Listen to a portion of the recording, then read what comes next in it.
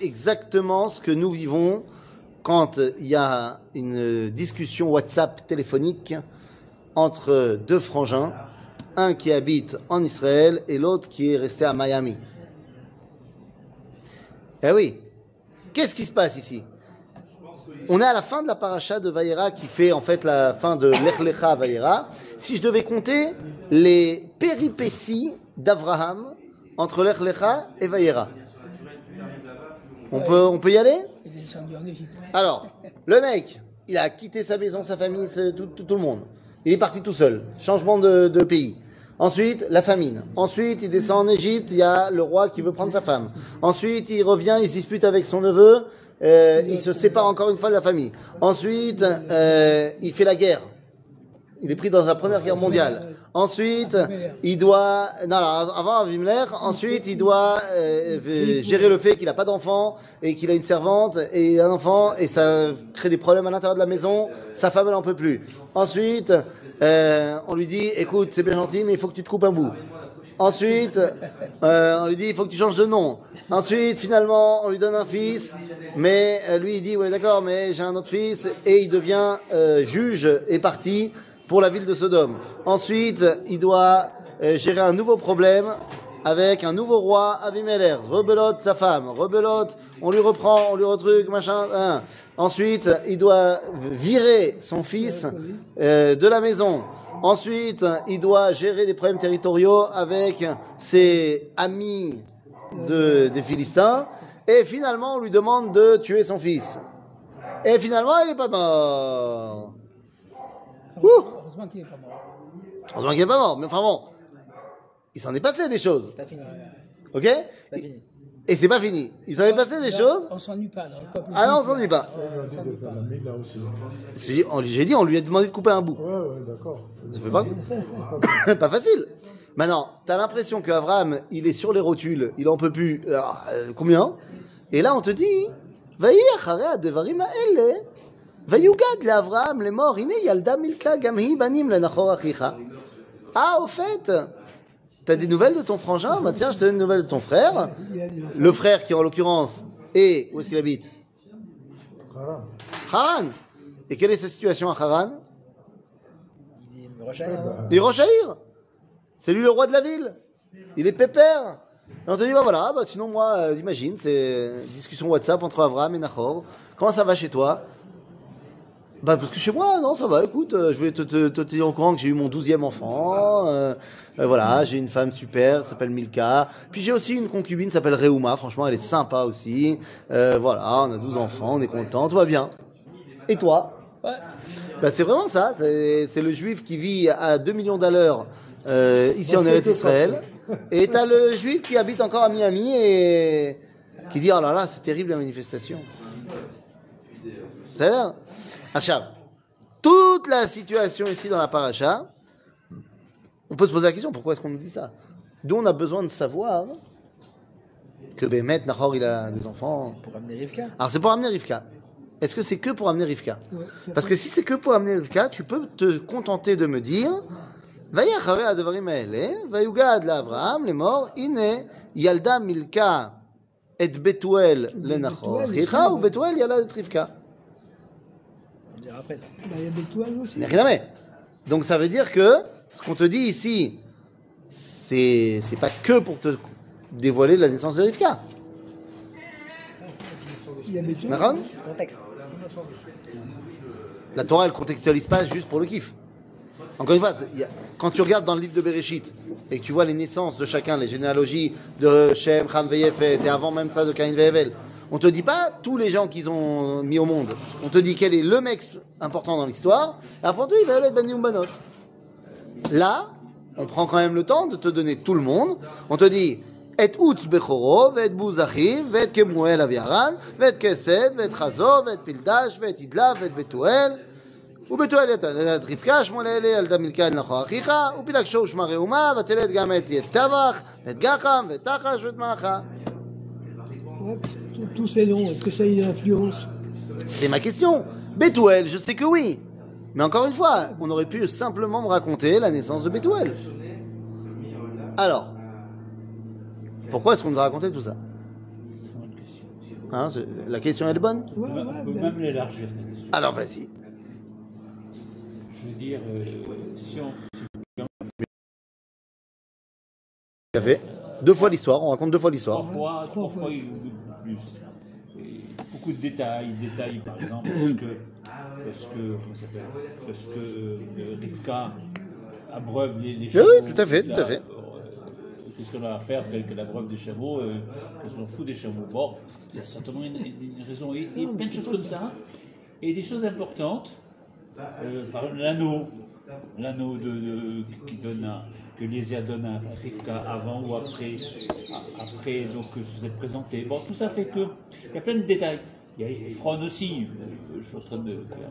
Ephron les discussions qu'il a Abraham avec Ephron, qu'on s'en fout que ça coûte tel prix, etc.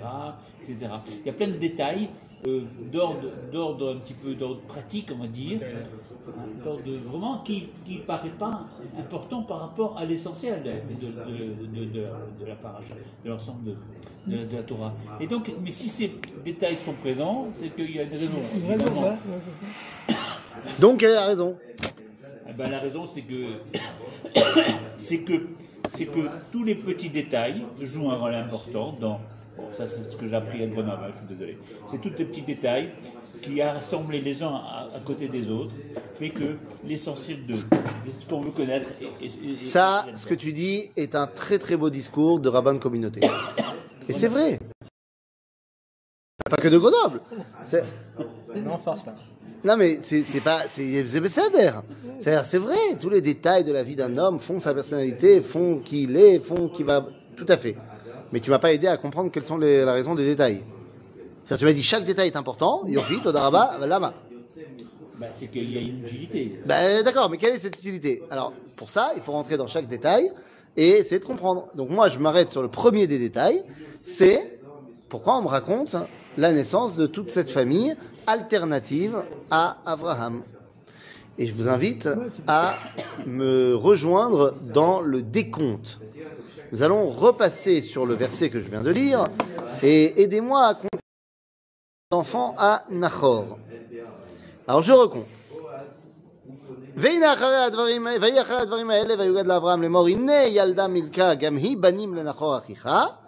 Alors c'est qui ces enfants? Et Out Bechoro, Vet Bouz Achiv, Vet Kemuel Aviaram, Vet Kesed, Vet Chazo, Vet Pildash, Vet Idlaf, Vet Betuel. Ou Betuel, il y a la Rivka. Combien il a eu d'enfants donc Milka? Combien il a eu d'enfants? 8. Comment je le sais? C'est marqué. Parce qu'on vient de compter. Et aussi parce qu'il y a marqué juste après Shmona Elle Yalda Milka le Nachor Achi Avraham. Ok. Donc il en a déjà 8. C'est une répétition. Il en a 8. Ou Pilaksho.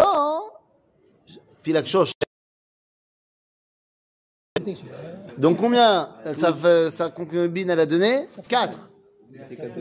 Et peut-être que ça commence à faire tilt. Que Nachor, il a combien d'enfants? 12.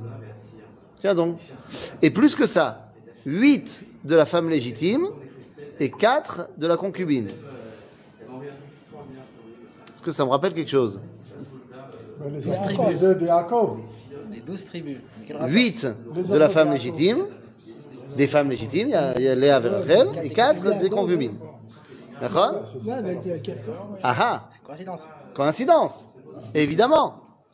Qui dit coïncidence? Coïncidence!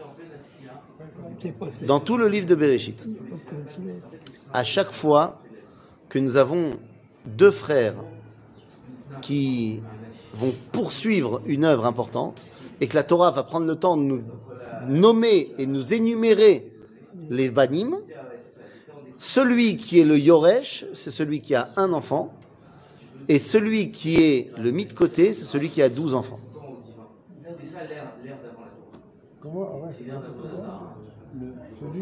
Celui qui est l'héritier, il a un enfant, et celui qui est mis de côté, il a 12 enfants.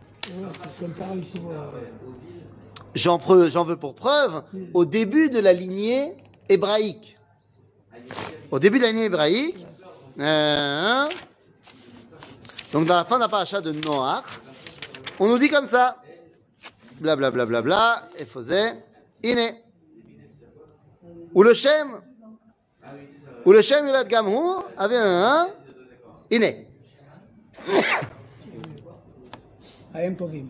Deuxième? Non, pas deuxième. Okay. Ou le Ever, donc Ever, c'est le papa des Hébreux. Yulad Shene Banim. Shem Echad Peleg, qui beyamav niflega haaretz, ve Shem Achiv Yoktan. Qui va être l'héritier? Peleg ou Yoktan? Peleg. Et Peleg, il va avoir un fils? Oui. C'est quoi le fils de Peleg? Peleg, on va nous dire qu'il a un fils qui s'appelle Peleg. Le fils s'appelle Réou. Mais Yoktan, ve Yoktan yaladet Almodad, vet Shalef, vet Chatzar Mavet, vet Yarach, vet Adoram, vet Uzal, vet Dikla, vet Oval, vet Avimael, vet Sheva, vet Ophir, vet Chavila, vet Yovav. Kol ele bene Yoktan. Il en a 12 plus une. Dikla, c'est une femme. Et oui, à chaque fois, t'as celui qui est l'héritier, c'est un gosse, et celui qui est la branche qui n'est pas l'héritier, c'est 12 plus une. Là aussi, dans notre histoire, on nous a parlé de 12 hommes et une fille, Rivka. Ça commence à faire beaucoup pour être une coïncidence. Ouais. Jacob aussi avec, Ah ah, Mais c'était l'héritier, Jacob. ah ah. Tout le problème, eh oui, la théorie. Jacob aussi, il va avoir- La théorie ne colle pas, puisque dans la théorie, celui qui a 12, il n'est pas l'héritier. Celui qui a 1, il est l'héritier. Donc normalement, entre Yaakov et Esav, qui doit hériter? Esav. C'est ça, Eh ben oui, effectivement, c'est Esav qui doit hériter. Ah, mais ça, il a eu pas mal d'enfants. Esav, il a eu 5 enfants. C'est pas 12. Mais c'est Esav qui doit hériter. Non, ça va. Comment on sait que c'est Esav qui doit hériter? Comment on sait que Esav il doit hériter? C'est l'aîné. Et comment on sait aussi que c'est Esav qui doit hériter? Parce que c'est ce que Yitzhak qui veut faire. Yitzhak, il a prévu de donner la bracha à qui? À Esav. Donc la théorie, elle marche. Ah, lorsque Esav décidera de ne pas vouloir remplir son rôle, alors Yaakov est obligé de devenir Esav. Ok? Akol kol Yaakov Adam yede Esav, il devient Israël et donc il hérite. Mais il a vendu la Bechora, c'est pour Il ça. a vendu la Bechora. Donc c'est dit, à partir du moment où Esav ne veut pas remplir son rôle, Ouais, ben, au début, il a voulu le truc. mais Aaron, après- tu as raison. Donc à partir du moment où il ne veut pas remplir son rôle, Yaakov est obligé de le remplir. D'accord. Ok, mais c'est quoi cette histoire de 1 par rapport à 12? Bien les amis, vous aurez pas, ça ne vous aura pas échappé que 12 plus 1, c'est quoi? C'est la lune. Le calendrier. Non. C'est pas le chiffre Ardout aussi, non, quelque chose. Après, c'est Ardout Gamken, d'accord? Et le 1, c'est quoi? C'est le calendrier solaire. Ça bouge pas. Qui est celui qui gère la réalité? Le soleil ou la lune? C'est le soleil. Toute la lumière de la lune, elle provient du soleil. Donc normalement, c'est le soleil qui doit guider, et la lune, c'est un aide de camp. Transmet. Le chidouche du peuple juif, c'est qu'on est gam, végam. C'est ça le grand chidouche du peuple juif. C'est qu'on est gam Avraham, végam Nachor, gam Yitzhak, végam Yaakov. Ok? Et c'est pour ça qu'on nous raconte ça ici. Puisque maintenant, le nouveau héros de l'histoire, c'est plus Avraham, c'est Yitzhak. Alors que tu saches que tu as une femme qui vient des 12. Tu vas devoir créer une symbiose entre le soleil, c'est-à-dire celui qui agit dans le monde, et la lune, qui reçoit dans le monde. Le peuple juif, c'est la symbiose des deux. D'accord? C'est pour ça que notre calendrier, il est et lunaire et solaire. On connaît que Ça aurait été beaucoup plus simple de nous dire dès le départ. Ah, c'est ça. Là, Mais j'aurais plus rien eu à te dire. Maintenant, Rivka, c'est elle qui va être donc l'héroïne de notre histoire.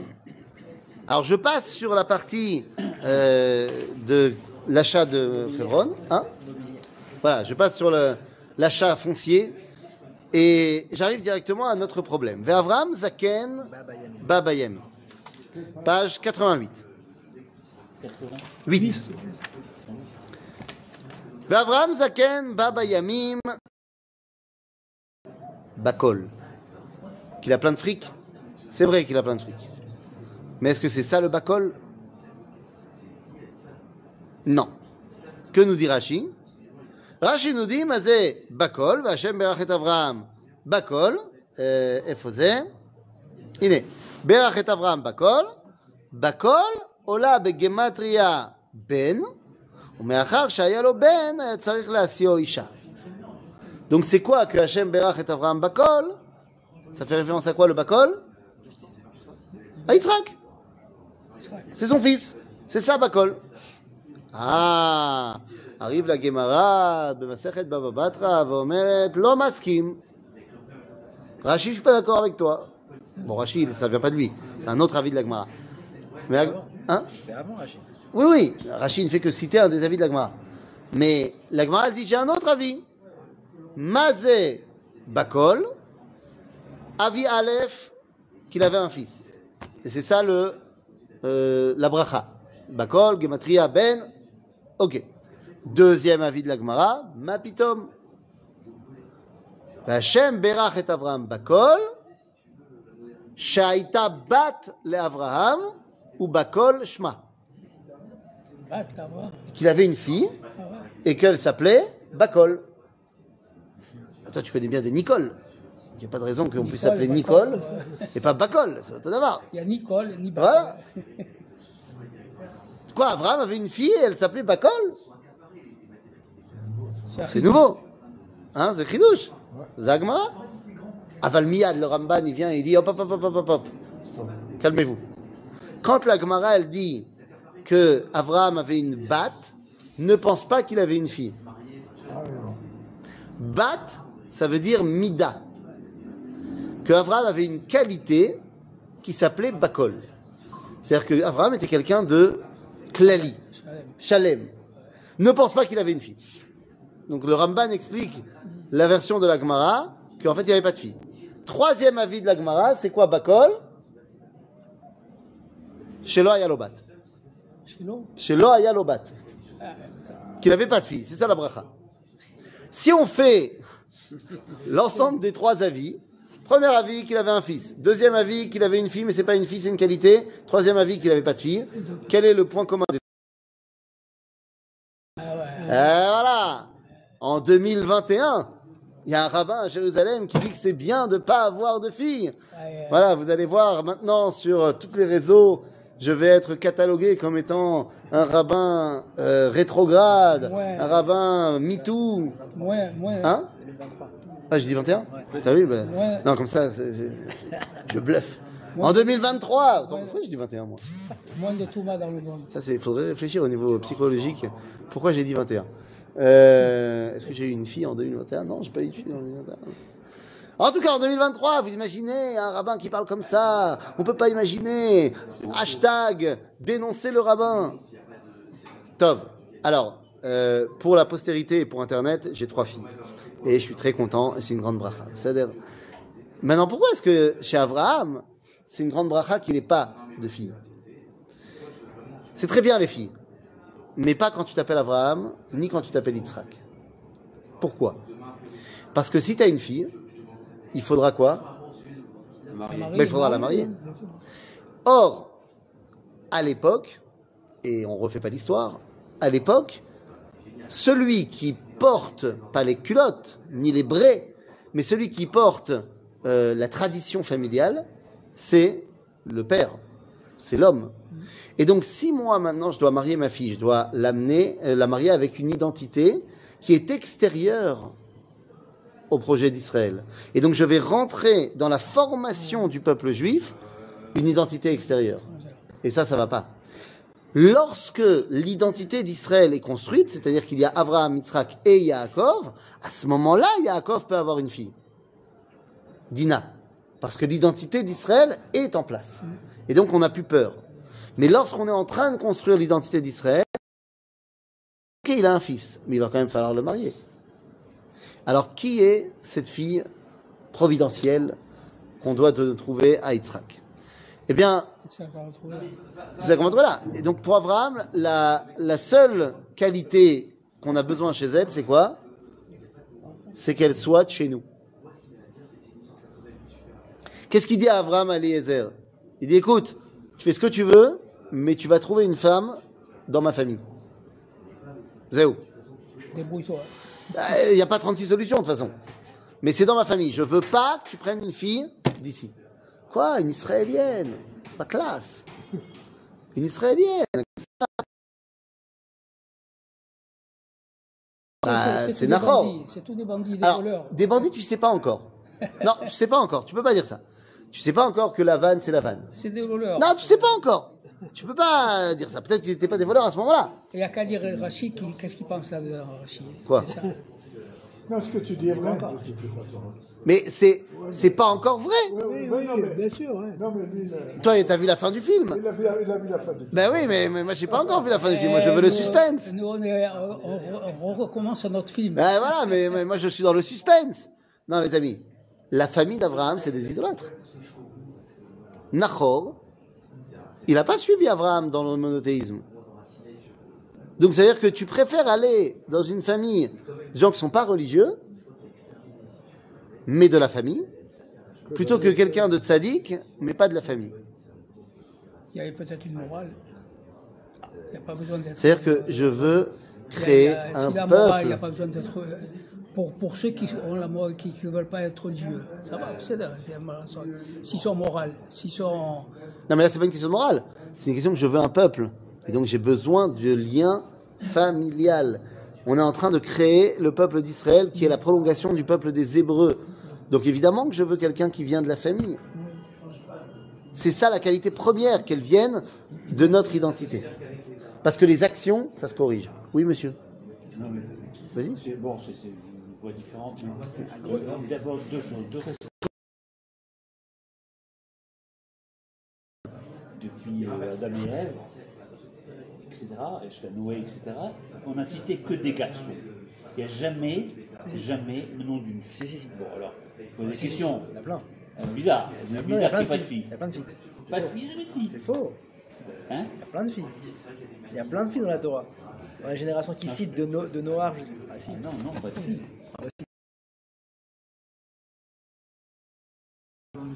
Non mais ça, après Lot, etc. Alors, je veux pas te casser ton truc. Redis la phrase en disant il n'y a pas beaucoup de filles. Mais les filles sont pas citées. Ah, si. Dina est citée, bon, elle arrive. Et tu fais quoi de Nahama? Non, mais je veux dire qu'elle n'a pas de rôle important. Voilà. Bah c'est la femme de Noir. Il y a une transmission qui se fait. C'est la femme de Noir. C'est la femme de Noir. C'est la femme de Noir. Hein, c'est la femme de Noir. La femme de Noir, bah oui. C'est la maman de Shem, Ham, et fait petit rôle. Petit rôle. Il faut bien. Faut bien qu'il y ait une femelle, écoute. Il faut bien qu'il y ait des femmes. Évidemment. Il faut bien qu'il y ait des femmes. Mais on parle de Noir, on parle pas de la femme, on ne connaît même pas le nom de la femme de Noir. Mais je viens de te dire qu'elle s'appelle Nahama. Oui, mais bon, personne, on devrait poser la question, personne n'aurait su. Et on fait quoi? Attends. Et on fait quoi de... Et tu fais quoi de... Attends, tu fais quoi de... Tu fais quoi de Ada et Tzila? Il me semble que c'est plutôt en tant que femme d'Abraham, en tant que femme. Joue un rôle. Bon. Ada et Tzila, les femmes de Lémer. Même chose. Bon, mais ça c'est au sujet du choix de la demande d'Abraham à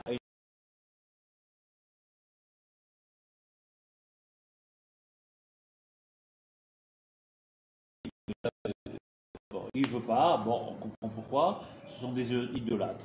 Simplement, c'est qu'aller chercher là-bas du côté de Bethuel et de comment il s'appelle Lavan. Et de Lavan, mais du père de Bethuel. Nahor. Bon, c'est des idolâtres aussi. Et puis plus tard, on ne dira pas Lavan ivrite. Bon, donc en dehors. Donc c'est la preuve que ce que j'avance, c'est ça. C'est pas que c'est des tzadikim. C'est ce qui intéresse Abraham, c'est pas les actions. La question que je veux dire, c'est qu'il va chercher Eliezer. Bon, à la demande d'Abraham, chercher une femme en dehors du pays de Canaan. Il lui dit va à tel endroit. Non pas parce qu'ils ne sont pas idolâtres, ils sont idolâtres. Tout le monde est idolâtre autour d'Abraham. Simplement, c'est qu'aller chercher une femme en dehors de cette région permettra ensuite, quand elle viendra dans notre famille, elle ne pourra pas s'identifier aux gens qui l'entourent. C'est-à-dire que s'il avait pris une Cananéenne, par exemple, normale, comme Esav, comme les autres, et donc, elle serait appuyée, elle aurait un shoresh. Oui, je comprends ce que tu dis. Tu dis, si elle avait pris une israélienne, elle aurait pu être tout le temps chez ses parents. Voilà, exactement. Voilà. Alors que l'autre, elle est très loin, donc il ne peut pas aller chez papa et maman. Ouais, j'ai pas été clair, mais bon. J'entends ce que tu dis. Mais l'essentiel de la recherche d'Abraham, c'est des idolâtres, il y en a partout. C'est pas ça qui me dérange, parce qu'on va lui faire tchouva. Mais je veux qu'elle vienne de ma famille, je veux qu'elle vienne de mon identité profonde. Je veux que ce soit une hébraïque. Après, elle fait. Il le dit pas. Bah, quand il lui dit qu'elle artsi ve'el moladetit eler, ok? Lorsqu'il va lui dire Elohé Hashem Elohé Hashamayim Asher lekachani mibet avi, c'est-à-dire que c'est là qu'il l'envoie. Donc il l'envoie chez la maison de mon père, chez Nahor. Il va pas n'importe où. Donc si tu veux, Abraham lui donne une mission très claire, et tu as raison de dire, je cherche pas une tzadika. Il se trouve que Rivka va être tzadikat gdola meod, mais c'est pas ça que je cherche. Je cherche une femme qui porte la même identité profonde que moi. Après les actions, on va travailler.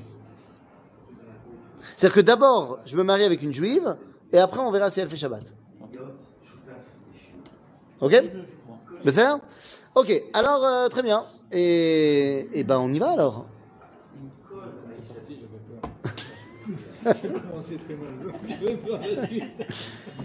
Alors on y va.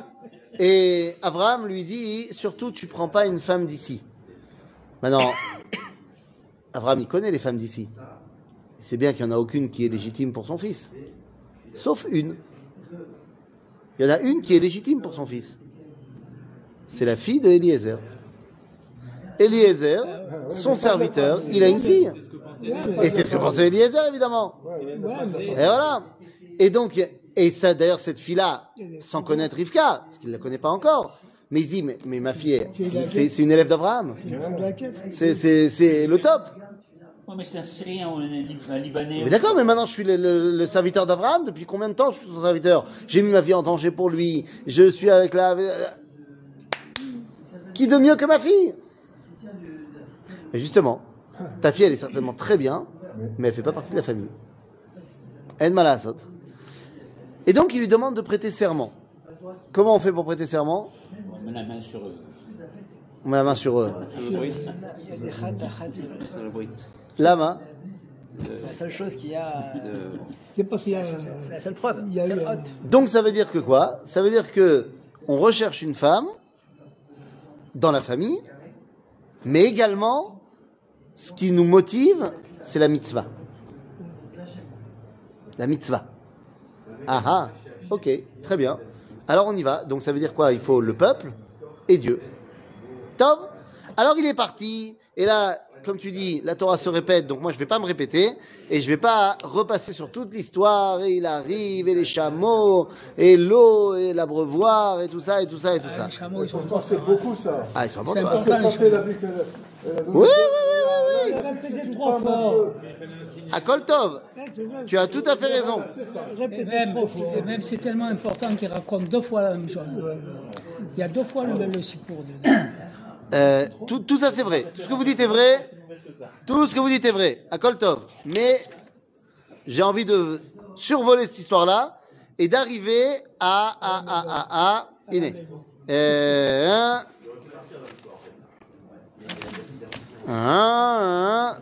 Page 94.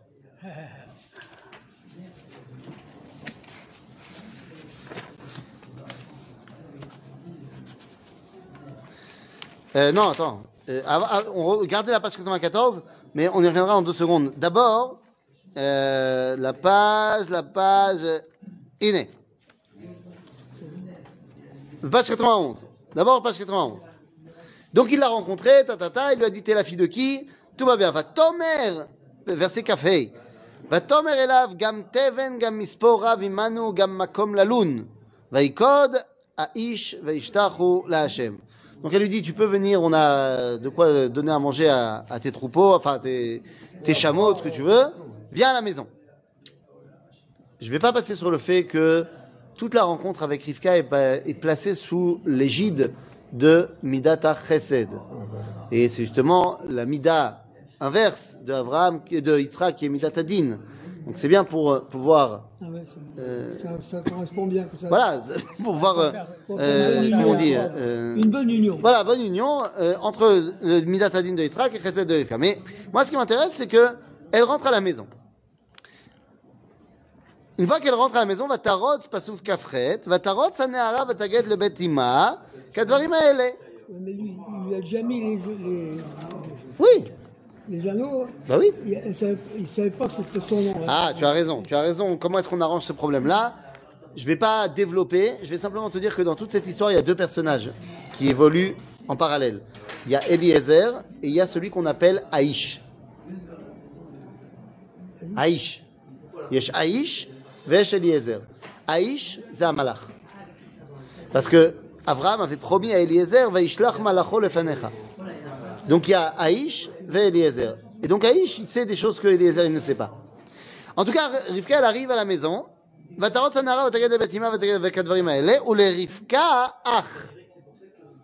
Ou shemo, Lavan. Varotz Lavan, el Aïch, achutza, el Aïn. Monsieur Leblanc. Monsieur Leblanc.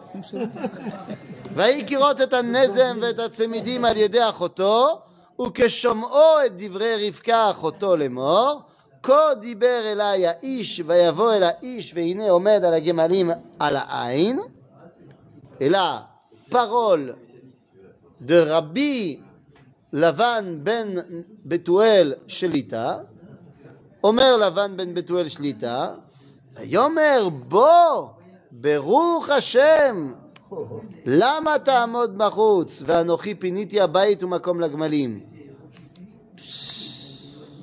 Extraordinaire. איזה צדיק. Ouais, ouais. Le roi des voleurs.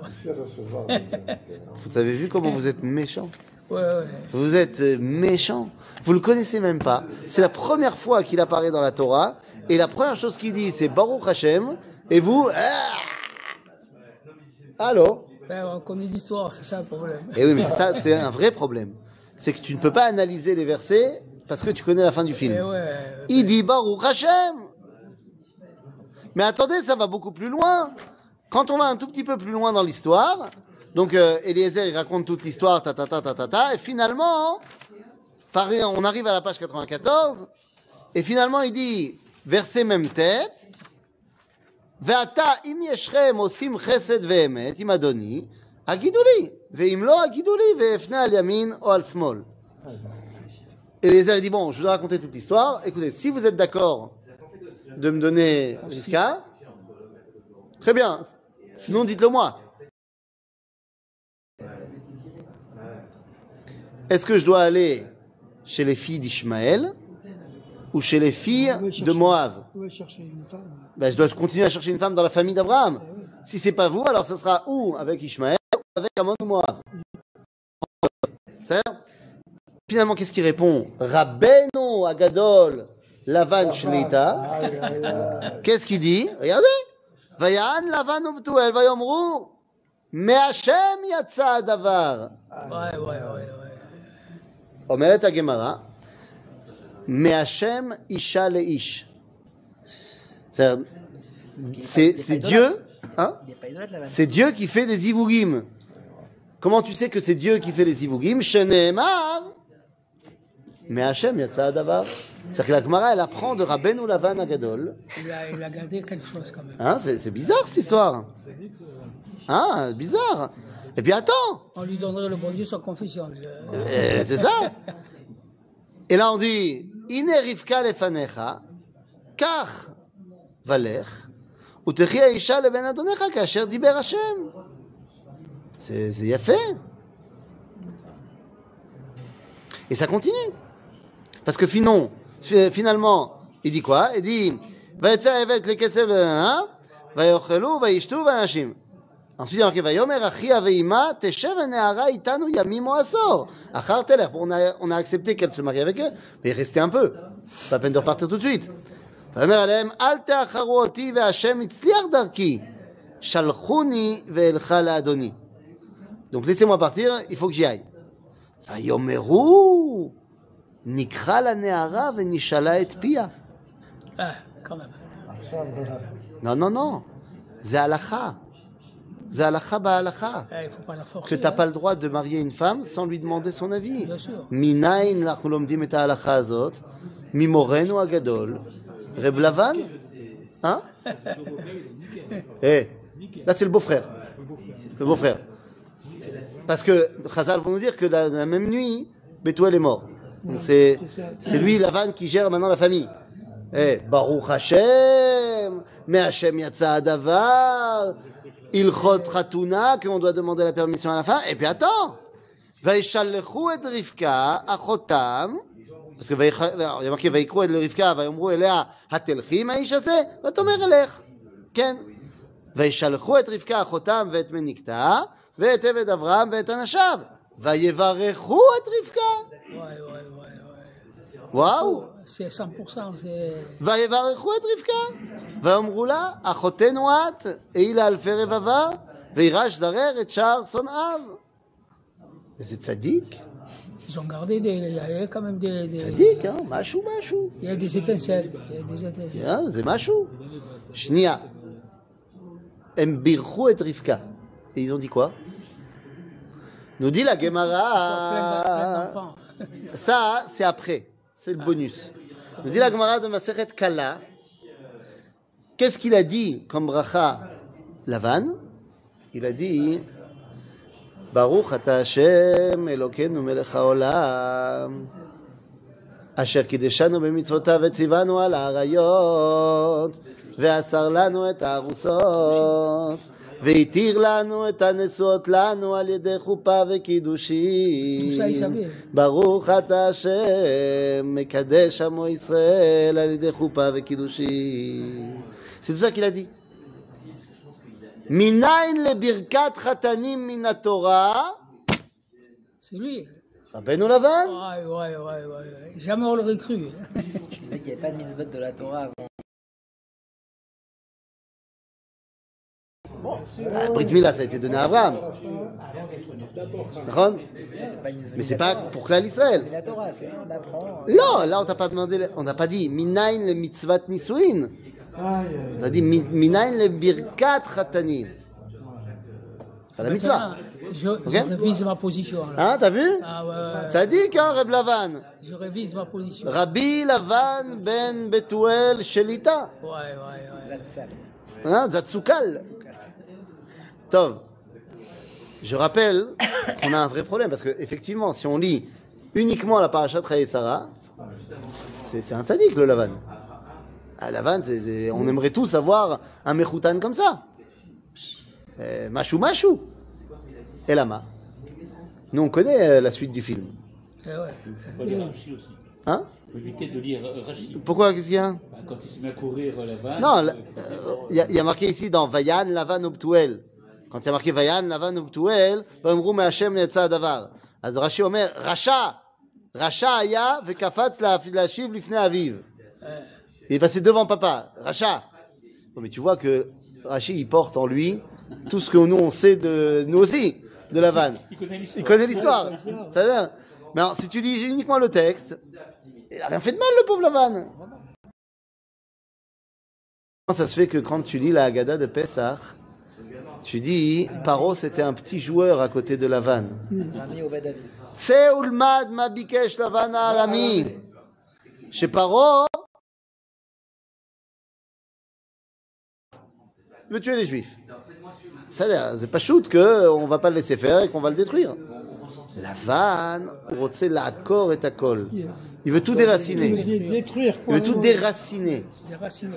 L'accord. Ouais, Déraciner, assimiler. déraciné. Allez, Lavan, il est de quelle famille? C'est un hébreu. C'est pour ça qu'Abraham il l'a envoyé là-bas. D'accord? Sauf que dans la Torah, on l'appelle Lavan à Arami. Rami. C'est-à-dire que Lavan, tout ce qu'il veut faire, c'est assimiler.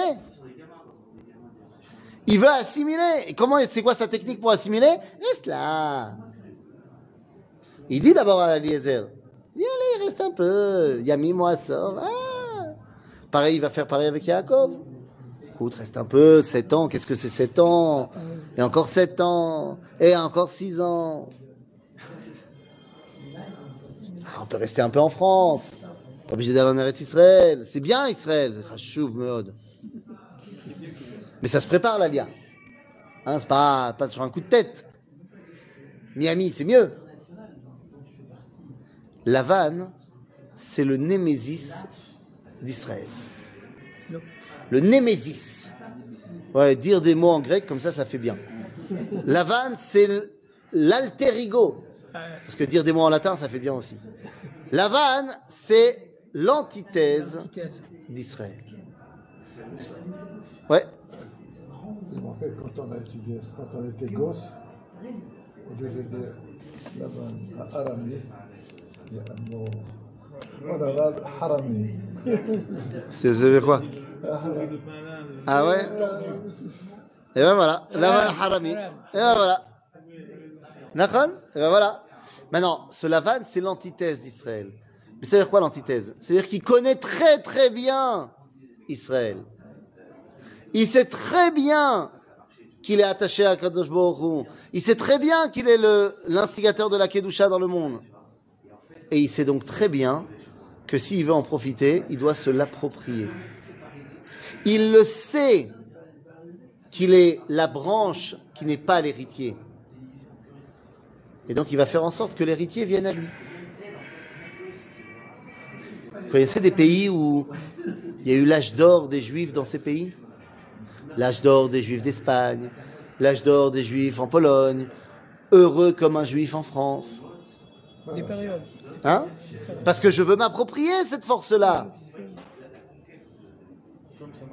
Ah, non, quand j'ai puisé tout ce que j'avais à puiser, comme Melech Hadash al Mitzrayim, asher lo yada et Yosef. Lavan, c'est tout ça sa technique. Bien sûr que je connais les halachot, nous dit Lavan. Nikra la ne'ara ve'nishal et pia, on va lui demander, parce que je connais la halacha dans Masechet Kala. Et je sais qu'il faut faire des brachot avant la chatuna. Vadaï, vadaï. Nachon, vadaï. Maintenant, Rivka, hein, c'est son frangin. Mais elle le connaît quand même. Elle le connaît super bien. Voilà. Et elle connaît son père. Et son père, Bethuel, nous dit le Midrash que c'était pas vraiment un grand sadique non plus, parce que il était, quand il a pris la royauté de la ville, il a rétabli le droit de cuissage. Oh là là.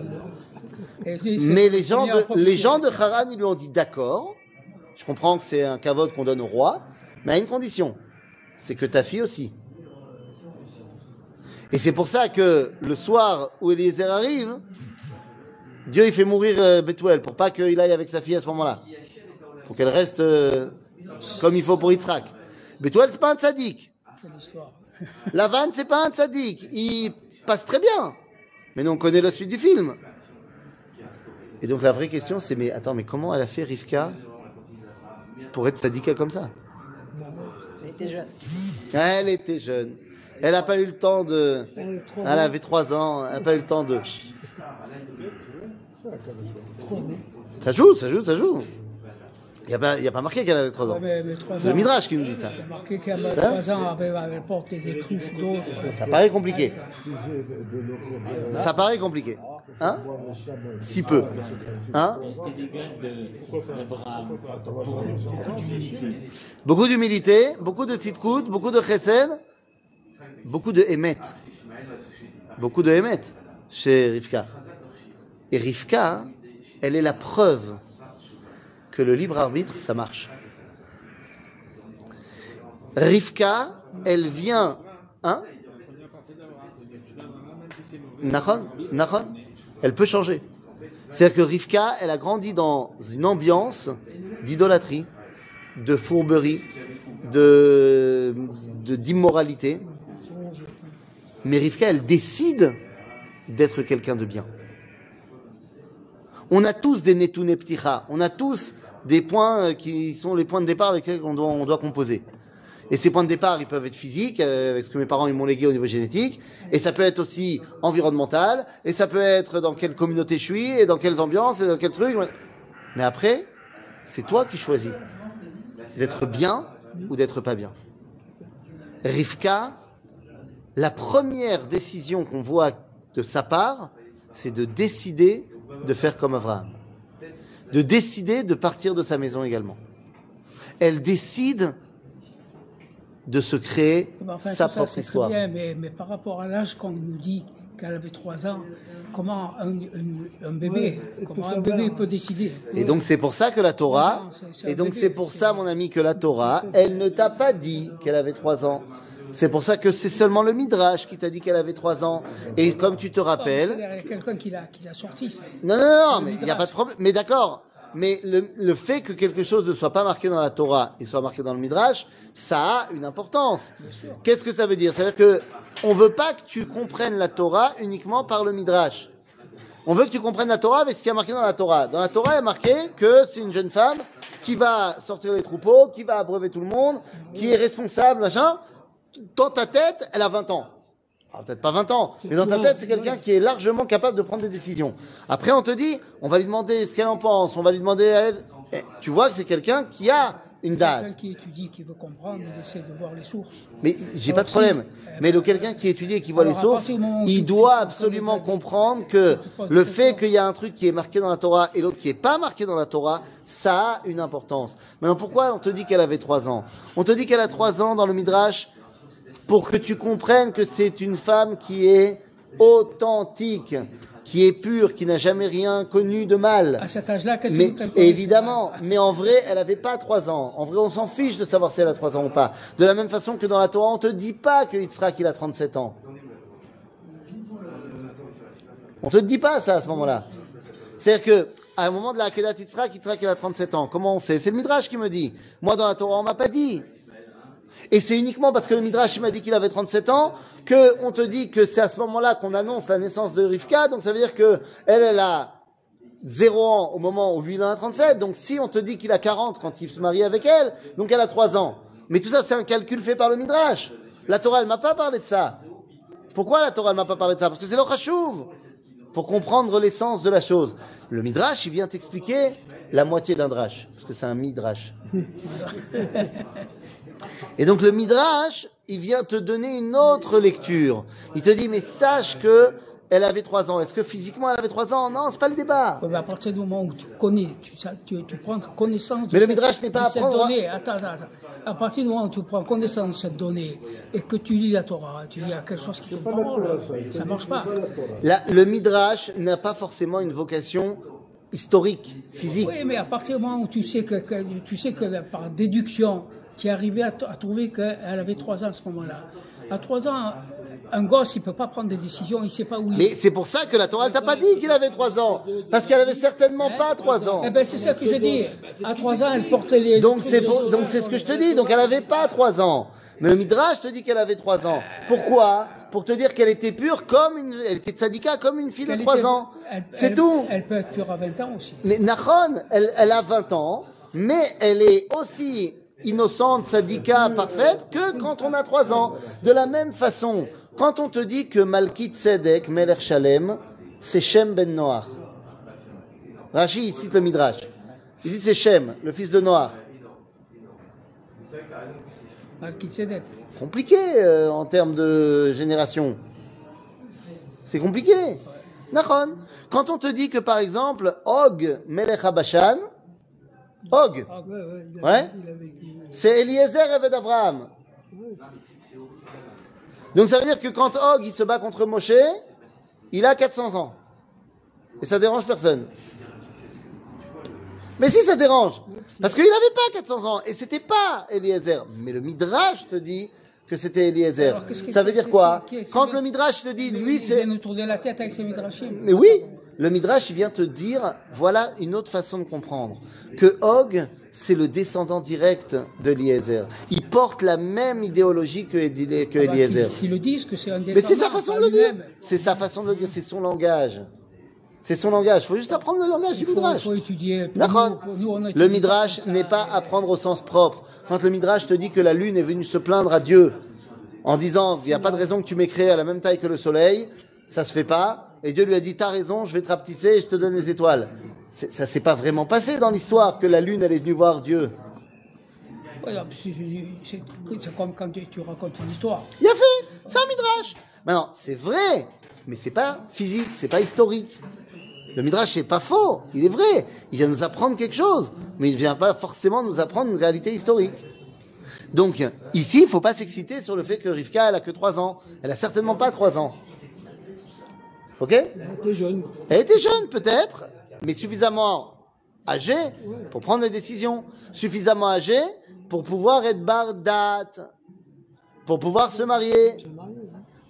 Donc, elle avait 12 ans, minimum. Ok? Donc tout ça pour nous dire quoi? Maintenant, midrashiquement, elle a 3 ans. J'ai pas de problème. Donc tout ça pour dire que Mais quand on dit Rivka... que Yitzhak, il a été père à 60 ans. Ouais. Ok. Mais à aucun moment on te donne l'âge de Rivka? Tu peux déduire de ça.